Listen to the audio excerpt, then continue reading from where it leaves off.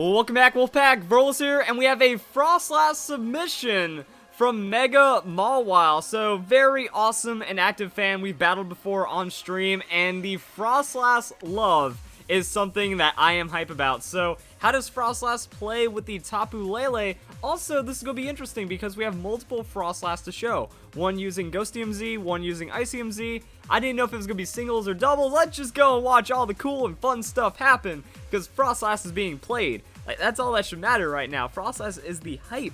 So, Tapu Lele, what does it bring? It brings damage. It brings priority protection, which kinda does and doesn't matter. Like, Bullet Punch is the main issue for Shenanigans. You know, it's not like it has to worry about Fake Out as a Ghost type. But really, it's just leading off with a Ghostium Z. Alright, are we going to see raw damage? Something sneaky? Center of Attention. Oh, that's dirty. Alright. So, immediate Z Destiny Bond, Center of Attention. And that's going to let Tapu Lele set up a free Calm Mind. And this actually might lead to some new avenues, guys. Because we've seen a lot of crazy setups, like Belly Drum with Follow Me. But remember, Z Destiny Bond gives you the free Center of Attention. There's also a couple other moves that end up doing that as well. So it's kind of like having a Pokemon that doesn't have Follow Me, and then technically giving it Follow Me if it is a faster Pokemon like the Shenanigans. So that's going to be the Gyro Ball, and no Focus Sash here. Just going to go for that, and then trade 1-for-1 while getting a free setup for yourself. Why haven't we seen this yet? It sounds like it's just good. And it works. And if Shenanigans doesn't get targeted, that means it doesn't die, and it's free to just do damage. I don't see many drawbacks. So let's see what we have now. We have Tapu Lele with the Calm Mind. We have the Mega Audino.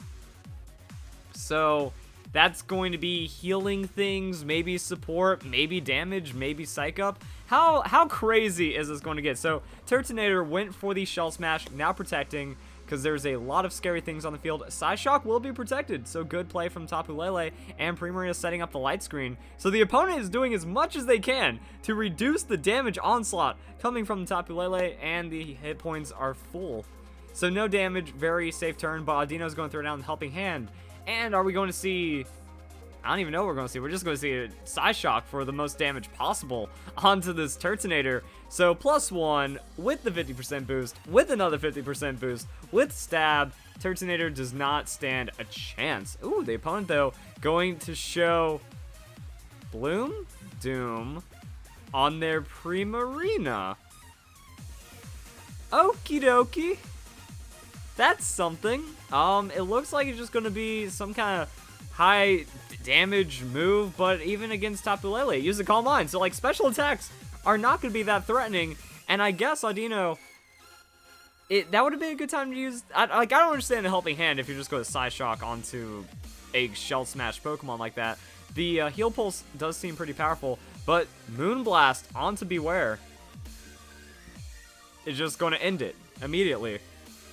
So that's just the weird thing about 7th generation. Is how like the speed comes into play, and they just outspeed the average Pokemon and absolutely wreck it. But the Moonblast will be enough to take down Tapu Lele, and we see the Audino failing the Heal Pulse because of the feint. So now it's Goodra. And the weird thing about battles that have like an explosion or an instant 1-for-1 is that this is it. It's Goodra versus Primarina. That is all that is left in this. And Goodra just Helping Hand Thunderbolt. Even though Primarina has a lot of special defense. Actually, even with Primarina's high special defense, it's going to be enough to 2-hit KO. Goodra, though, will not tank the Moonblast. Moonblast will be headed for the Audino. Weirdness disappears from the battlefield. And even then, it doesn't seem like much is going to matter as Goodra goes for the Thunderbolt. And that's going to be damage on a Primarina. Primarina survives. Goodra is not absurd for its damage. It's just really tanky. And that's going to be Moonblast onto Goodra. Survives a super effective hit. Critical hit as well. And that's going to be a special attack drop. But Audino has the Disarming Voice. So that hits. Oh, the light screen. Now that makes more sense. And that might also be... Was the Helping Hand still needed, though? Even with the light screen up for the Psyshock. Either way, super effective hit will take down the Primarina. So yeah, showing there was a lot of damage, a lot of potential there, and the light screen was keeping the opponent safe from what we were running. It's kind of strange. Like, okay, you don't see Light Screen that common, but Intimidate's more common. So having a full special attack team usually isn't that bad. Let's go on to the next submission.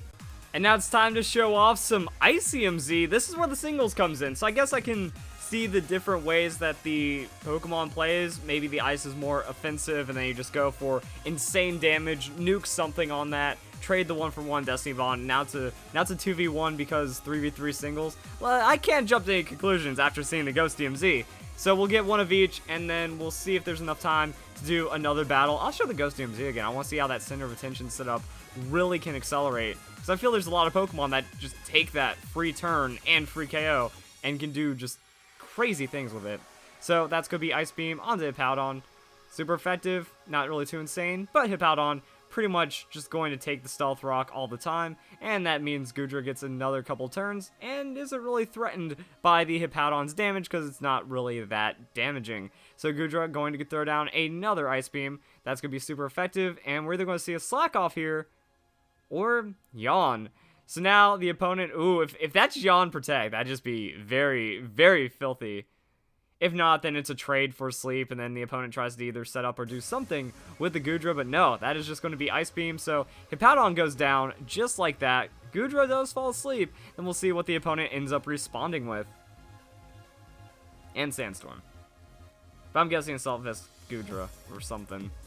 No leftovers, but Goodra falls asleep, and that's going to be the Tapu Lele. So Tapu Lele is going to be mad Moonblast, and then has Psychic Surge. So we're going to see if the Froslass can respond to something like the Tapu Lele with the ICMZ. But there we go, that's going to be the Moonblast onto Goodra. Goodra will survive, because it's just that tanky, and it's not really the Psychic, or it's not Fairy Game boost on the Psychic terrain. So Tapu Lele taking very slight amounts of damage off of the Sandstorm, and Goodra will be buffeted as well. But that's going to be Goodra pretty much just going down. I would expect the opponent to have like a Calm Mind or go for his own little form of setup while the opponent is asleep, because you are running the Yawn's Stealth Rock setup, which is pretty solid on that Hippowdon. It did work pretty well, and if it was a Focus Sash Froslass, there would be an issue, but it's a Z-Froslass, and it's coming in with confidence. I mean, Tapu Lele generally has a higher amount of special defense, and we're going to see how it works. Oh, they're actually withdrawing and going into the Breloom. Not something you generally want to do, and that's going to be the Z move. So, what do we see? What is it going to be from the Froslass? Boosting its speed.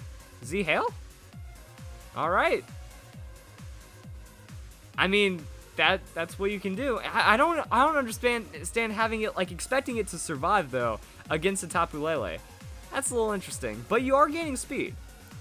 So now we have a Fast Froslass being even faster, and it gets to outpace the Breloom while gaining damage on the Blizzard that cannot miss. Okay, so that's going to be super effective, and it connects pretty well.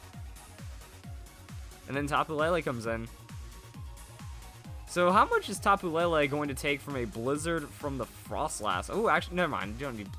Yeah, the ICMZ and all that's cool, but it doesn't matter. We can hit super effective onto the Tapu Lele with a Shadow Ball, because that's Psychic typing. But Froslass, oh, I like this just a little more now, because you get to Snow Cloak Cheese while gaining speed while setting up the Hail, and now you're just a fast Pokemon that gets to hurt everything. Like if they go for, it depends. Like if a Mega like if Salamence comes in after you set up on the Froslass and then it goes for Mega, you're still able to outspeed it because of the speed boost, and you can do all kinds of fun things because of that.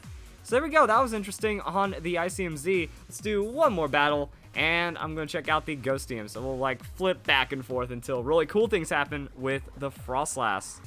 This should be interesting. Look at Spencer's team. It's Legendary and Ultra Beasts only. What is Froslass going to do about that?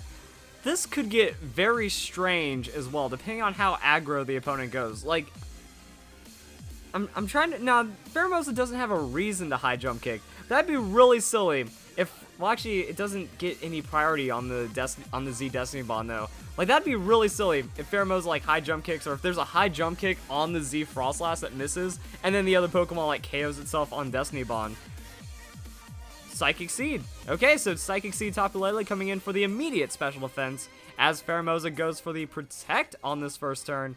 Doesn't want to get nuked out by the Lele, and that's just going to be the Ghost DMZ on the Froslass. So center of attention. The attack might have been targeted for Froslass anyways. We're just going to see what the Lele's do. But it's Calm Mind for the Lele, as the other one doesn't really get to do what it was expecting on doing, potentially, maybe. So ours is going to grab the Calm Mind on the ally side, and the opponent, pretty much Froslass is just so frail that the Psychic is going to be enough. And that's what it was going to be. So yeah, Psychic tells me it's going to hit the Froslass anyways. The Z Destiny Bond just kind of secures that while also buying that free turn. So there we go, trading. And now it's a 3v3. Pheromosa doesn't really have too... Well, it could have the Poison Jab. So Poison Jab against Tapu Lele could be a bit of an issue. Audino comes in anyways. And then Nile Ego as well. So it's pretty much just +1 in a 3v3. Let's see how this plays out. And it's going to be the Mega Audino. We've seen that. So you just like spam the heal pulse, you keep the damage down, and then you can run the Psyshock onto the Nile Ego. That's going to be mad KOs. Or it's going to be Pheromosa with the Fighting Z. Alright. So this could be awkward if he targets the Audino, because then Audino gets Fairy, so it's just neutral. But still an insane neutral hit, but Audino is bulky if it wants to be.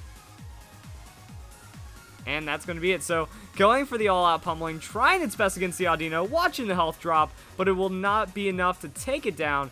And Nile Ego actually sludge bombing onto Tapu Lele for the big damage, but barely surviving because of the Calm Mind. And Tapu Lele responds with the Psyshock. So that's going to be enough to absolutely wreck the Nile Ego right there. Ooh, Tapu Lele, though, will go down to the Life Orb. Unfortunate. And that's Audino with a disarming voice. Not really sure how to feel about that. Like, it worked against the Pheromosa and did more damage than I would have expected. But now that puts Marowak against both opponents right now.